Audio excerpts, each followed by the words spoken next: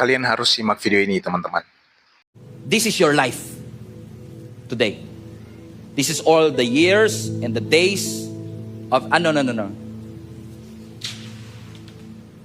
This is your life. This is how short your life is. This is eternity after this life. Nakita mo to? Ito yung pinanganak ka. Ito yung nag-grade 1 ka. Ito yung nanligaw ka kahit illegal pa. Ito yung grade 6 graduate ka. Ito yung nag-high school ka. Nag-college ka, pero hindi mo natapos, nagtrabaho ka kagad. Nagkaasawa ka dito. Ngayon, senior citizen ka na, dito. Hindi mo sure kung hanggang kailan tatagal lang yung buhay. This is how short our life is compared to eternity. And listen, folks, after this, hindi ka lang basta mawawala sa mundo. May magpapatuloy na buhay. So either a life of suffering or a life with God. Either way. Because this is short. This is long. And nakakalungkot mang isipin na marami sa atin nag-iipon, nagtatrabaho, gumagastos para sa buhay na ito. Inuubos natin lahat ng dedikasyon natin para dito.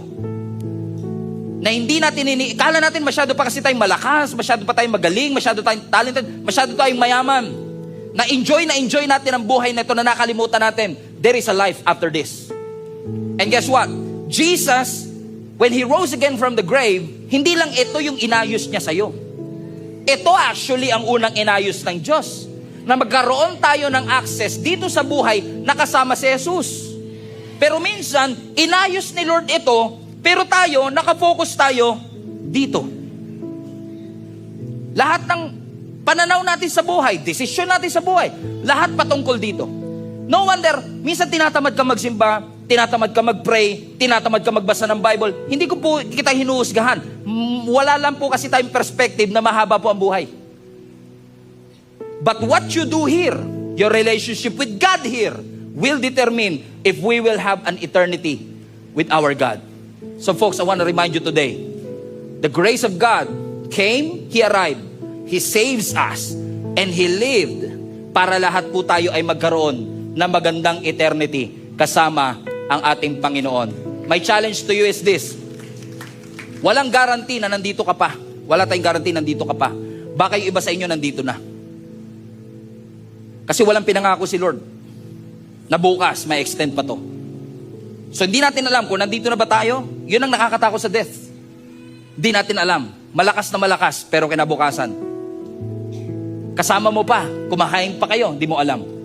E minsan enjoy tayo na nakakalimutan natin what you do here, your belief here, your thoughts here, your decisions here will determine how you will have an eternal life with God. So I want to challenge you today, church. Make the most of your life. Prioritizing God. Huwag mo ipagpalit ang eternal sa temporal.